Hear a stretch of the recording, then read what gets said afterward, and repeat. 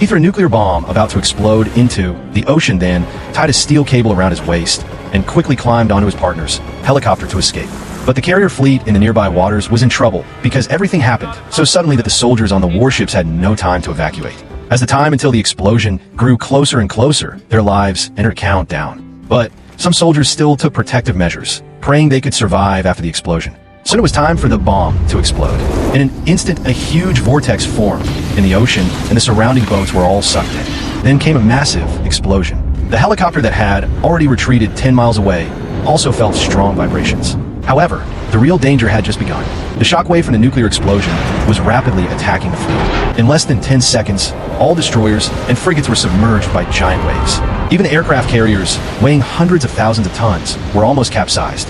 But after the explosion, everyone miraculously survived because the seawater blocked most of the nuclear energy, plus the warship shells were hard enough, so this crisis was resolved.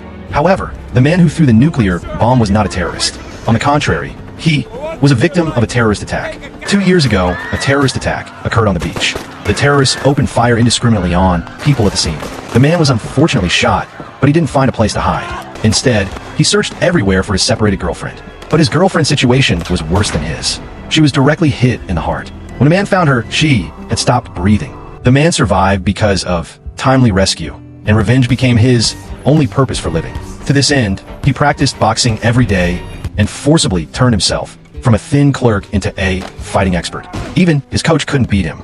Besides, he also practiced his marksmanship to perfection. Other students were still shooting with pistols, but he started spraying with an M4 and hit the bullseye accurately, with precision no less than any special forces soldier.